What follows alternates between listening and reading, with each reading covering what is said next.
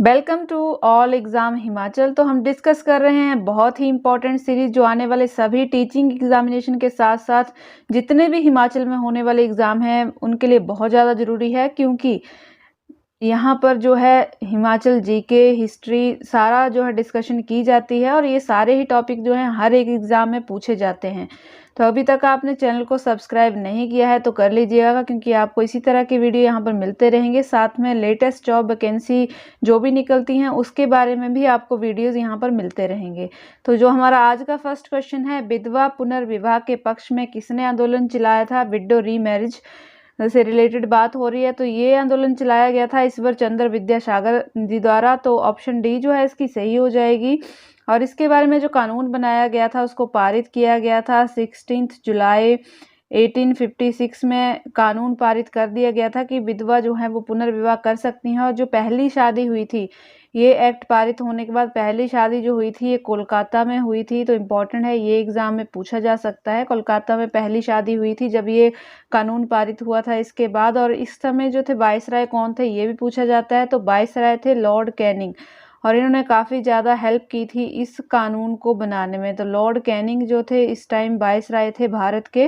तो यहाँ से इतने इंपॉर्टेंट फैक्ट जो हैं बनते हैं। नेक्स्ट है, भारतीय संविधान के में जो है कितने अनुच्छेद और कितनी अनुसूचियाँ हैं? तो प्रेजेंटली अगर बात की जाए तो भारतीय संविधान में जो हैं 395 अनुच्छेद हैं और 12 जो हैं ये क्लॉजेज हैं, अनुसूचियां हैं। लेकिन मूल संविधान के बारे में भी पूछा जाता है। तो मूल संविधान जब बनाया गया था तो मूल संविधान में जो थे 395 अनुच्छेद हुआ करते थे और 8 अनुसूचियां हुआ करती थी। तो यहाँ से आपको इतना पता होना चाहिए। और इसको 22 पार्ट्स में तब डिवाइड किया था जब मूल संविधान जो है ये बनाया गया था। और प्रेजेंट में इसको 25 पार्ट्स में जो है वो डिवाइड किया गया है। तो यहाँ से इतनी नॉलेज आपको होनी चाहिए। नेक्स्ट है, कृष्णा सागर बांध किस राज्य में बना हुआ है? तो कृष्णा सागर बांध जो है ये कर्नाटक में बना हुआ है, इम्पॉर्टेंट है। और इसकी शुरुआत जो है वो एम विश्वेश्वरैया द्वारा जो थी 1932 में इसको बनना जो है शुरू किया गया था। इसकी नींव रखी गई थी। और कौन सी नदी पर ये बना हुआ है? तो कावेरी नदी पर ये बांध बना हुआ है। और इसकी ऊंचाई भी पूछी जाती है। तो इसकी हाइट जो है ये 2621 मीटर है। इतना यहाँ से आपको याद रखना है इसकी हाइट कितनी है। और कर्नाटक के मैसूर जिले में, अगर बेसिक पूरा पूछा जाता है तो कर्नाटक के मैसूर जिले में कृष्णा सागर बांध है, कावेरी नदी पर बनाया गया है। 1932 में इसका निर्माण जो था शुरू हुआ था। नेक्स्ट क्वेश्चन है, किस संविधान संशोधन द्वारा संपत्ति के अधिकार को मौलिक अधिकारों की सूची से निकाल दिया गया है? तो जो कॉन्स्टिट्यूशनल अमेंडमेंट है, यहाँ से क्वेश्चन लगातार जो है पूछे जाते हैं। और इसकी डिटेल वीडियो जो है हमारे दूसरे चैनल पर अपलोड हो चुकी है जिसका नाम है ऑल एग्जाम इंडिया। तो आप वहां पर विजिट कर सकते हैं। उसका लिंक जो है मैंने डिस्क्रिप्शन में दिया हुआ है, तो आप इजीली उस चैनल तक पहुंच जाएंगे। तो जो संपत्ति का अधिकार था ये मौलिक अधिकारों की सूची से हटा दिया गया था 44th अमेंडमेंट के द्वारा। और इस संपत्ति के अधिकार को अब मौलिक अधिकारों की सूची से जब हटाया गया है तो इसे कानूनी अधिकार बना दिया गया है। तो यहाँ से इतना आपको पता होना चाहिए कि अब जो है ये एक कानूनी अधिकार है। और दूसरे चैनल पर जाके पूरी वीडियो जरूर देख लीजिएगा, बहुत हेल्पफुल रहेगी आपके लिए। नेक्स्ट है, अंतर्राष्ट्रीय महिला दिवस कब मनाया जाता है? तो अंतर्राष्ट्रीय जो महिला दिवस है सभी को पता होगा 8 मार्च को मनाया जाता है। लेकिन आगे जो है इसकी थीम पूछी जाती है। तो इसकी जो थीम थी, इसकी थीम थी चूज टू चैलेंज। यहाँ से आपको इतना पता होना चाहिए, चूज टू चैलेंज जो थी इसकी थीम थी अभी की 2021 की। 22 सितंबर को क्या मनाया जाता है? तो इस दिन वर्ल्ड राइनो डे जो है इसको मनाया जाता है। वर्ल्ड राइनो डे मनाया जाता है। 22 जो मार्च है यहाँ पर मनाया जाता है वर्ल्ड वाटर डे। तो ये भी एग्जाम में बार बार पूछा जाता है और इसकी थीम भी पूछी जाती है। तो इसकी थीम थी वैल्यूइंग वाटर, यानी कि पानी की जो कीमत है वो। तो यहाँ से इतना आपको पता होना चाहिए। लास्ट है 8 दिसंबर, तो इस दिन मनाया जाता है इंडियन नेवी डे। ये भी एग्जाम में पूछा जाता है। नेक्स्ट क्वेश्चन है, पंचायतों में महिलाओं के लिए 1/3 आरक्षण की व्यवस्था जो है किस संविधान संशोधन में की गई थी? तो आप देख रहे हैं कि संविधान संशोधन का ये दूसरा क्वेश्चन यहाँ पर आ चुका है। तो इसी टाइप से बहुत सारे क्वेश्चन जो हैं एग्जाम में कॉन्स्टिट्यूशनल अमेंडमेंट से रिलेटेड जो है पूछे जाते हैं। तो ये जो प्रावधान किया गया था ये 73rd अमेंडमेंट में किया गया था, जो पंचायती राज से संबंधित थी, ग्राम पंचायतों से ये अमेंडमेंट संबंधित थी। 1992 में ये अमेंडमेंट हुई थी। और अगर नगर पंचायतों की मैं बात करूं तो 74th अमेंडमेंट जो है नगर पंचायतों से संबंधित है, ये भी 1992 में हुई थी।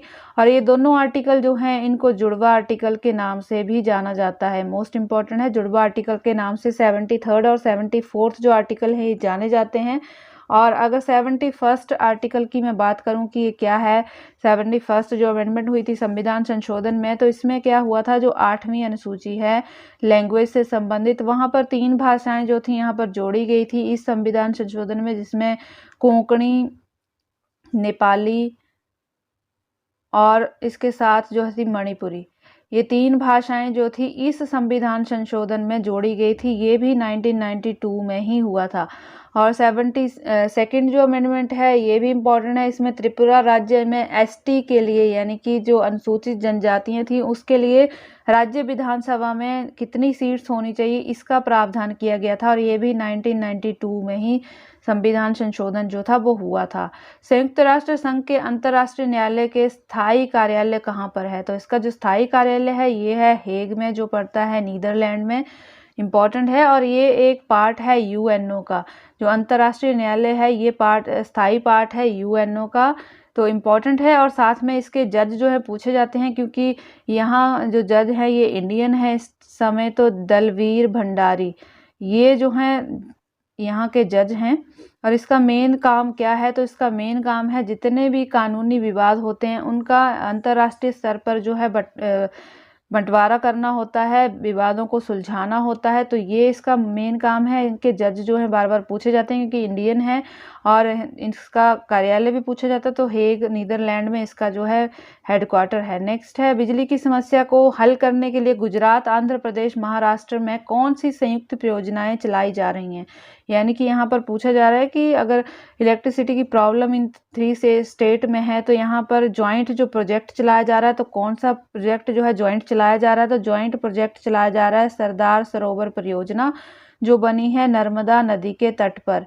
और ये नर्मदा नदी के तट पर कहाँ पर बनी है ये भी पूछा जाता है, तो गुजरात में ये परियोजना बनी हुई है, सरदार सरोवर परियोजना। और यहीं इसी नदी के तट पर जो है सबसे ऊंचा स्टैच्यू भी बनाया गया है विश्व का।